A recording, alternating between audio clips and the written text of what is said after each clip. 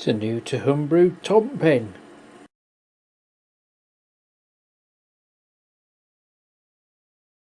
Another Homebrew Wednesday with drinking related freebies.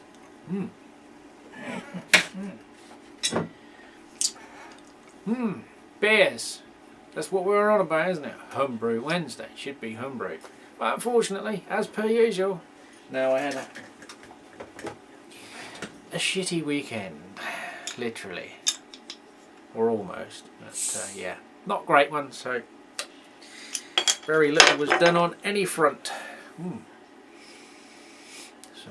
maltiness in this one. This is a Fat Yak Australian for the Australian subscriber beers of the World Tour. Can tear the world of beers from my armchair, or in my case my squeaky office chair.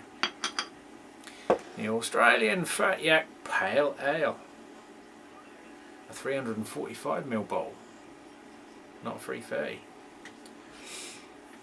Well, that's poured crystal clear obviously because it's a filtered beer. Amber colour, nice head.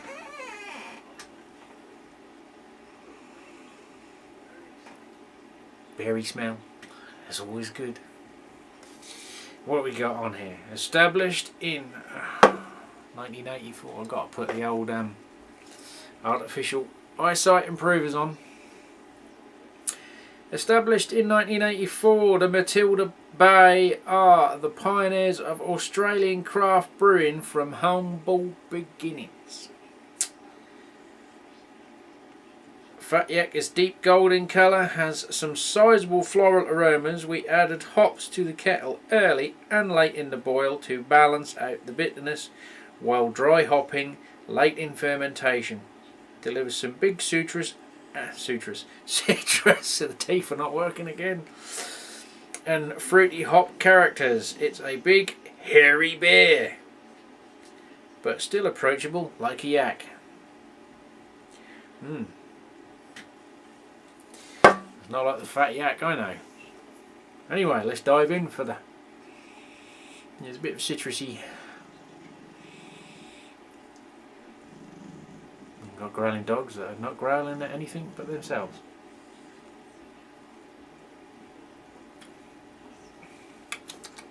Yeah, it's not bad actually for a run-of-the-mill beer, I guess.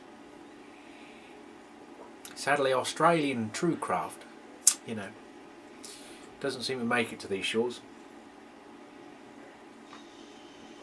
Probably production volumes and the distance versus the cost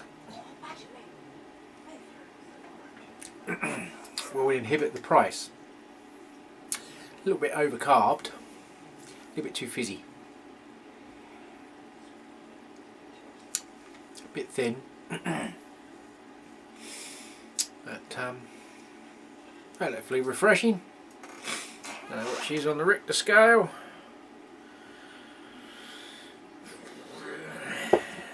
Obviously not that good because they don't brag about it.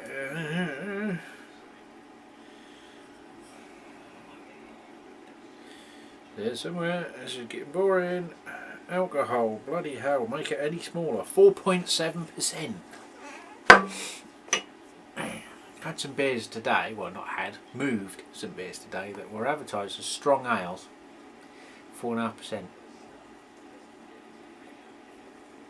I don't know what they determine as an imperial if they think strong as 4.5. That's an average friggin' beer.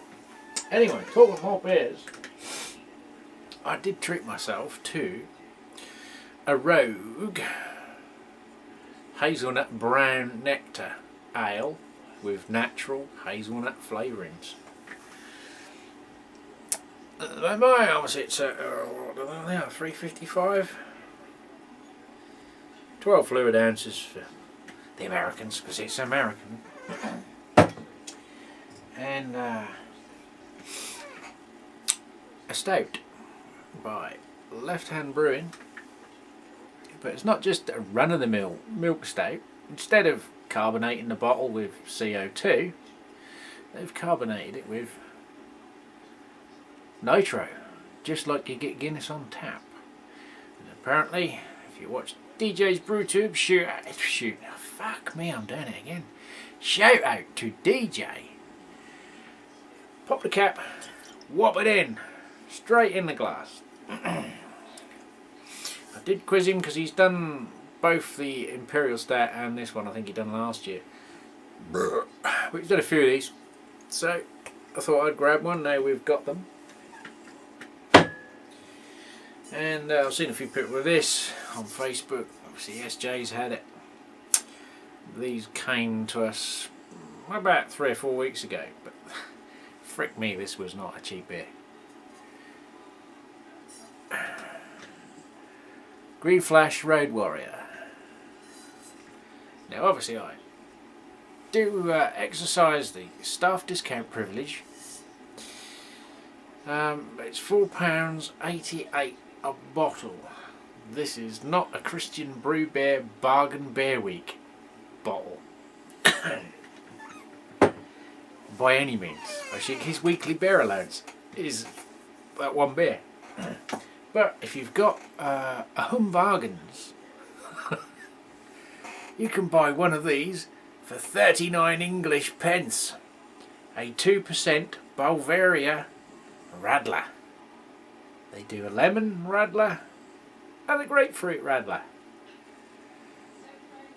Buy a lemonade and make your own shandy. It's basically a shandy. It even says so on the ingredients. But yeah, 2%, it is basically like the kids' Bass Shandy sort of thing. Well, actually it's not as nice as that, but more lemony. But yeah, it was cack. But I knew it would be 39 pence. What are you going to get for 39 pence? Anyway, brews.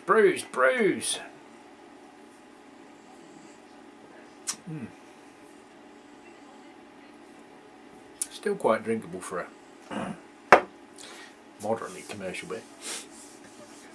I'm still formulating my Pilsner recipe to use the Pilsner Wilco's kit and reduce it down, or not reduce it down, but make a smaller batch, maybe between 9 and 15 litres with some possible, special B, Belgian biscuit, aromatic malt, something like that, and do a Belgian-esque beer with it. But I've used an old book I had for a little bit of inspiration, influence. There's this one, which I think the guy originally came from Norfolk or Suffolk. He's lived out this way anyway, and it was produced by a local book manufacturer in Beccles, well, localish. Trying to think where to go. Jack Thompson is the guy's name. But it's a little brew book, and it goes in seasons: winter, summer, spring, autumn. What you can brew. It's not just beers. There's ciders, perets, wines, potato wine, Weizen, Belgian wet beers, English mild, anything and everything. There's even a bit in the back there with some recipes: apple cider cocktail, blackcurrant gin, brandies, infusions, belly of pork in cider. So it's quite a well, not comprehensive, but it covers anything to do with drink and food, which is not a bad thing.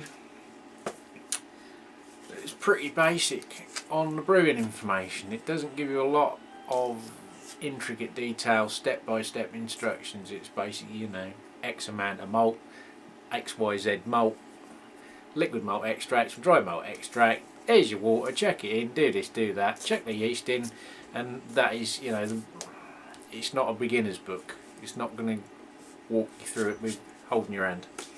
But you can use it as a little bit of poetic license. And I love, a couple of years ago I made their pumpkin ale out of here.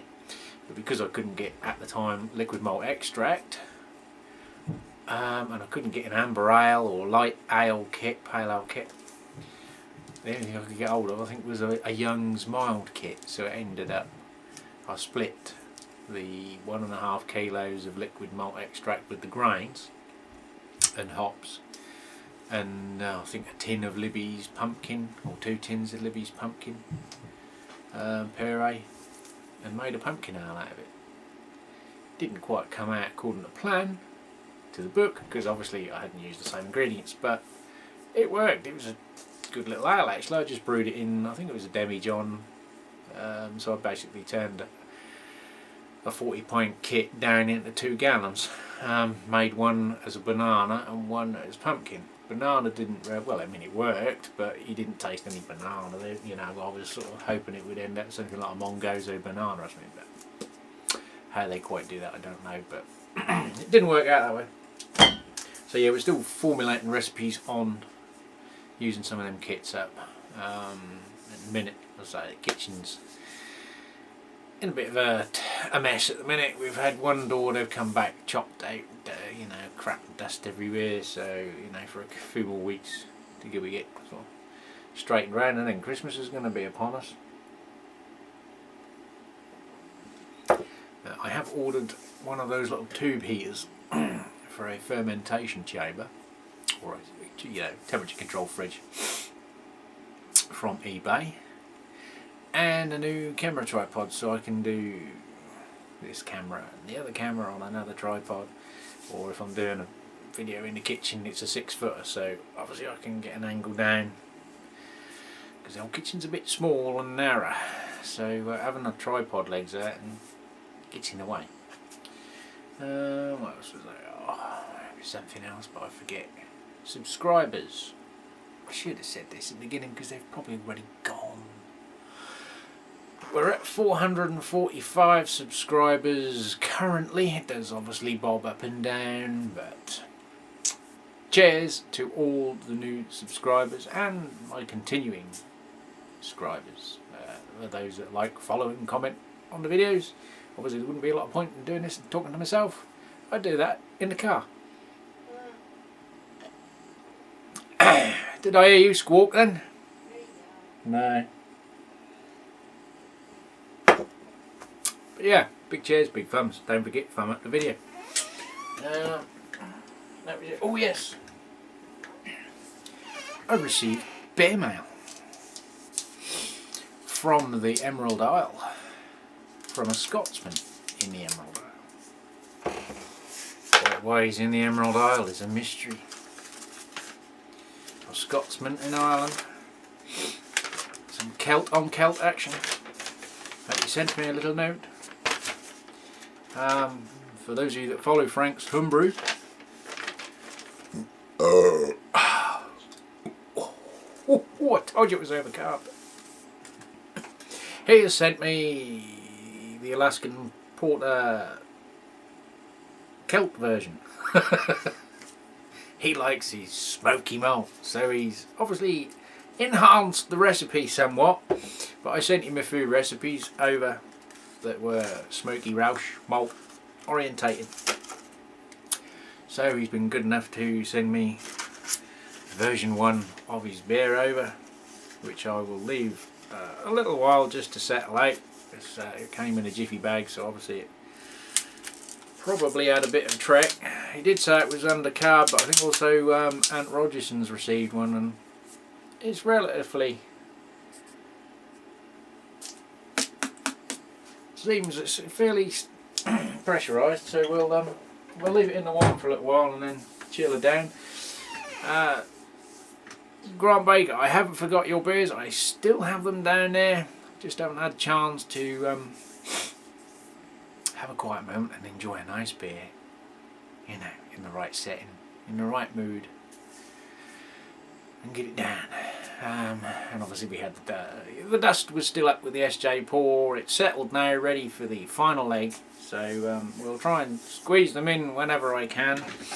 I've still got the other Rauch beers and chocolate bock or whatever it was to enjoy and just do a little simple video taster.